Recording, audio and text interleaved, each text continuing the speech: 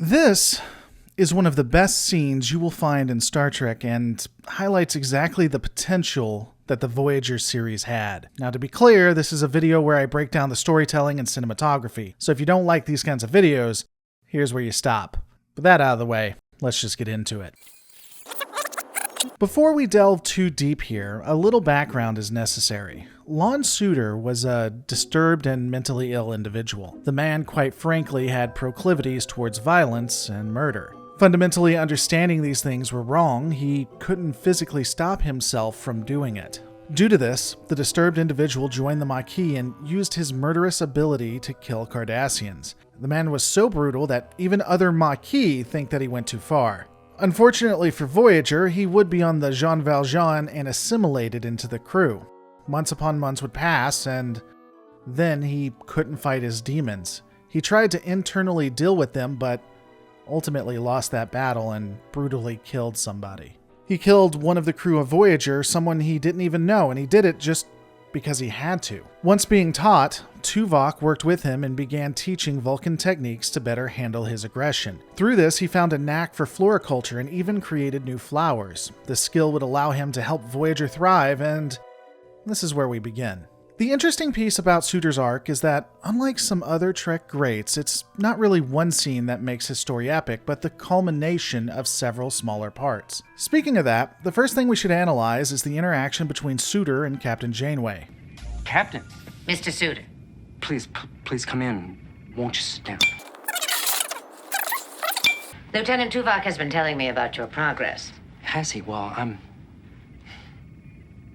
I'm very grateful to him, Captain. I still have a lot to learn, of course, but he is an excellent tutor. When we first started our studies, The captain's time is limited, Mr. Sudor. What? I honestly love this scene, not only because of the symbolism, but because of the actors. Janeway walks in, giving the man a chance to do more because of Tuvok, and already we see that Sudor is still not all there. He's trying really hard, but the vestiges of unstable thought and rationale still exist. When Janeway arrives, he does his best to accommodate her and seem as normal as possible. Unfortunately, his mental illness, his addiction, will always be something he has to cope with. And because of that, he'll never seem quite right. Doesn't help that he's nervous as well. Oh, of course. I have explained your proposal to her. I'd like to know more about it, Mr. Sudor. What exactly would be involved? Targeted restriction enzyme to facilitate the hybrid. And you feel you could experiment on our airponic crops here in your quarters?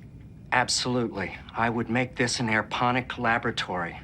While seemingly not an important part of the episode, what we are about to watch is very critical to understand the future themes in both Star Trek Voyager's Basics Part 1 and 2. Sudor and Janeway begin by talking with each other. He offers her some food and drink. Without saying anything, we observe Janeway being open to his ideas. How she smiles, the lifting of her tone, everything about the way the captain acts screams that she really wants to let him be a part of the crew, at least to a small degree. In a way, she is very slightly opening up to the idea of him becoming a part of the family again. While you don't know it, at this point, your brain is getting a little excited, a little hopeful for Sudor. Everything appears like it's going to go very well for him. This could be the start of something great. And all I would need are a few plants, certain chemicals, and equipment. What sort of chemicals and equipment? One of the key ingredients in most stories is the 3-act structure. It is a theory, there are others, so I'm not saying it's the only one, but this is the one used the most. Basically, you establish the story with a setup, you set the stakes, you have a confrontation, and then the payoff. Again, there's a lot more to it, this is just the Reader's Digest version.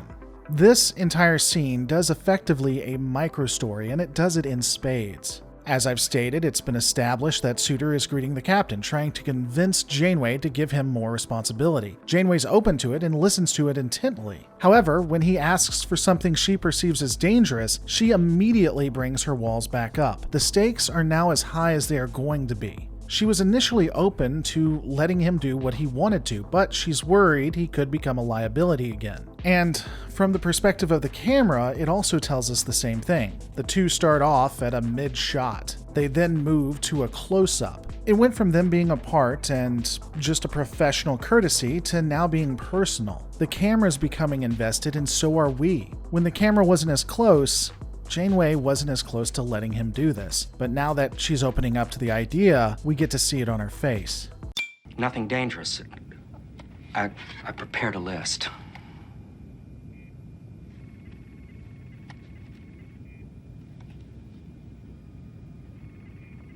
It's an interesting proposition, Mr. Sudor. Let me discuss it with Cass and Lieutenant Tuvok, and I'll get back to you. I've already discussed it with Kess, and she is very interested. Oh, this is done so well that it's painful. Everyone in the audience, by just seeing how Janeway is acting, knows that she's probably going to let this happen. She's smiling, her tone is upbeat, she's ready to accept him back, even just a little. But the problem is he's so nervous, so scared, that he doesn't see what we do. Good. Let me give it some thought. If you're worried you can't trust me, Captain, Mr. Tuvok has assured... I only want to do something. Something for the ship.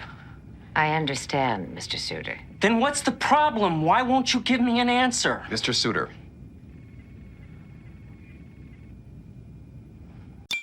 And then this happens, that even with all the progress that he's done, he still fails. He has once again shown the captain that he can't be trusted, that he is not ready to be a part of the crew, and everyone knows it. I'm sorry to repeat it, but this is such a great scene, and it's exactly how you should write conflict between two characters, especially if you are going to make one character redeeming. It makes us feel for Sudor, but also we understand where Janeway's coming from, and it sets us up for what's coming in the future. Excuse me.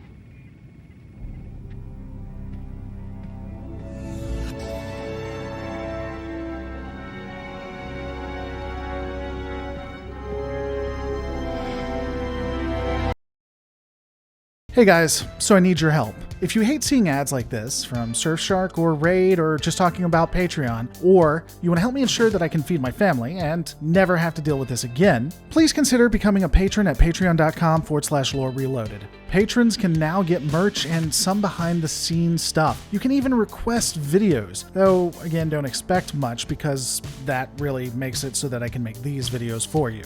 Additionally, there are now new goals there. At one point, we're going to be able to watch a 24-hour stream of Deep Space Nine, just you and me enjoying what we love. Once we've reached another goal, you'll never see ads at all, even monetized ones from YouTube. I'll make sure that it doesn't happen.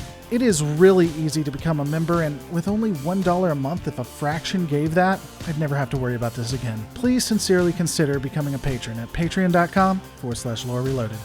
After the events we just saw in the previously broke down scene, the ship is commandeered by the Kazon and the crew are left stranded on a planet. It is just the Doctor and Sudor left to retake the vessel. The Doctor reaches out to Sudor and they meet up for their first conversation and planning what they're going to do. I was beginning to think you'd gotten lost. I'm sorry. They're still repairing the ship. I had to be careful. We have no time to waste. Mr. Sudor, are you listening to me? Yes. Oh. I see. Perhaps you consider this an opportunity. Opportunity? To obtain your freedom from confinement. How foolish of me to think you would want to help. I'm going to admit I'm torn on this. The Doctor seems a bit out of character for me, instantly jumping to the assumption that Sudor just wants his freedom versus identifying the obvious signs of trauma feels like something that isn't the norm for the Doctor. That said, he's never been in this situation before, and as his program grows, so does the possibility for him to not strictly be a doctor, so I guess it could make sense. That little tidbit aside, the framing here is really odd, but interesting. The camera is behind a prop and is facing up looking at the characters. Usually, you would have the camera at the same height, shoulder level or so, and unobscured. This has the advantage of creating an obstacle that is shown between the two characters. So not only are the two two at odds with each other, but there's something physically there creating a barrier. It emphasizes the divide. I don't hate this kind of storytelling. It's just not something regularly used, and it's fun to see when they try to be creative behind the lens. You're wrong. I do want to help. Then what?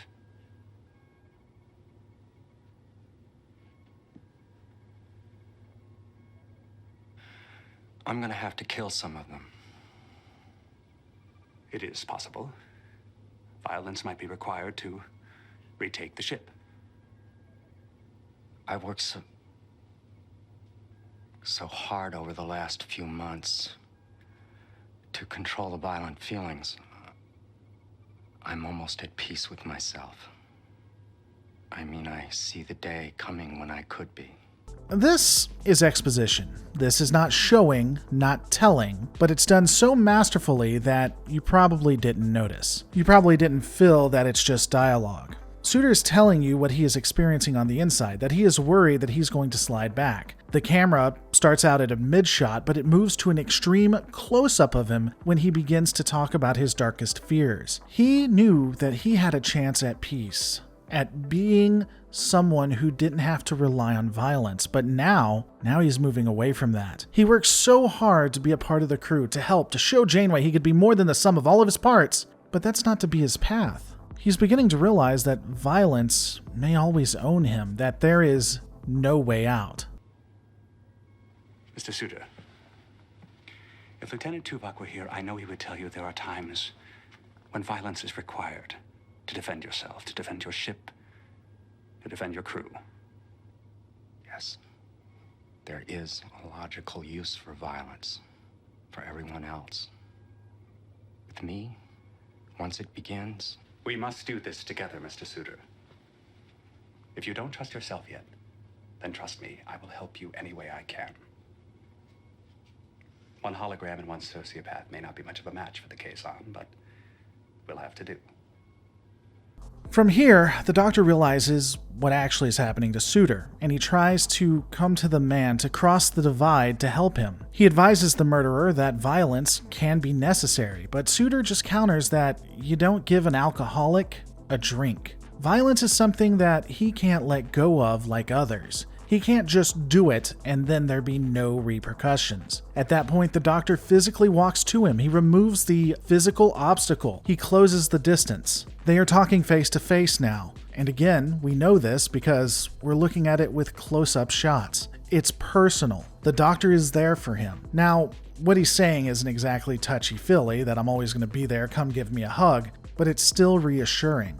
The Doctor is going to help him in every way possible, and he is there to make sure that everything will be okay. Together, they will retake this ship. Fucking brilliant. Mr. Sudor, we need some weapons if we're going to retake the ship.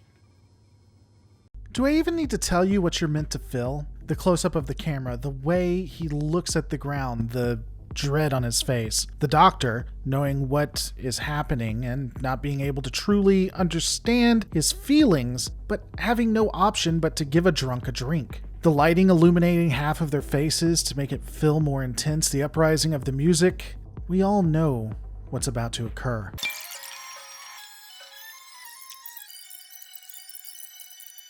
Apparently was able to... Oh.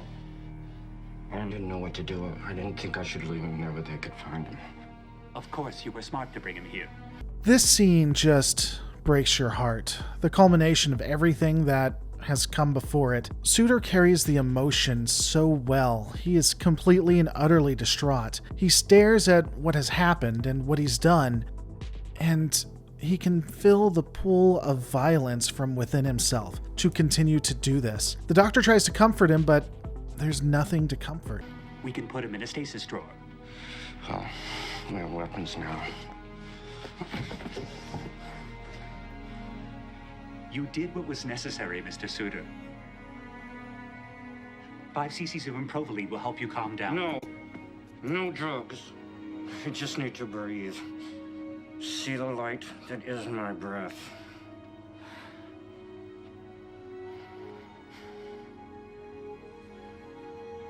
And after everything, the man crumples to the ground on the floor, broken and destroyed. He's returned to what he once was, the need to murder sated once more, but the renewed requirement to do it again. But this time, he tries to use the tools that have been taught to him to fight these feelings, to tell himself that this is not who he is. It's who he was, but he doesn't have to return. And something inside of him telling him that he will return to it, that it is inevitable. And the doctor, who offers to give him drugs to take the edge off, is rebuffed, and so the man of medicine does the only thing that he could do at this point. He just sits with him, the broken individual. He sits with the person who had a chance of being better, and who he helped force to go back to being the evil he once was. He's just there. Just being there with him while he goes through this. I have programmed this message to play in the event that I have been disabled. This means, of course, that the fate of Voyager now depends solely on you. I can imagine how you must feel at this moment. I want you to know you have my full confidence. You have already shown great courage and dedication to your crew. I have left an additional message for Captain Janeway and Lieutenant Tuvok noting your heroism, in case I am irretrievable. You know what you have to do and when to do it. And I know that with our fate in your hands, we will prevail. Good luck, Mr. Sudor.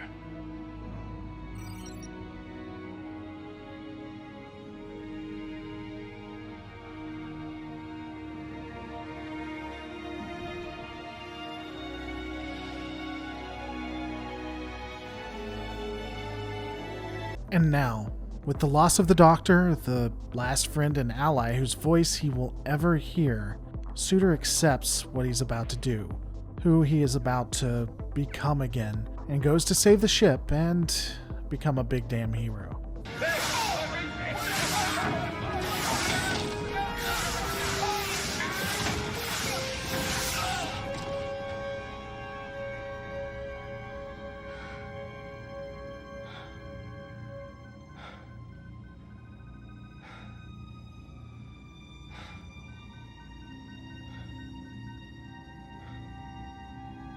And now we're back to, again, one of the best scenes in science fiction and Trek. The culmination and redemption of a vile character to that of a hero. He gave his life for the crew and for Voyager, in more ways than one. He gave up his chance at redemption, at becoming a better person, and accepted the evil within him, letting it consume him one last time, and then he died. I'll end with Tuvok's prayer and agree with the Vulcan. I really do hope that the man found peace in death, a peace that wasn't ever given to him when he was alive.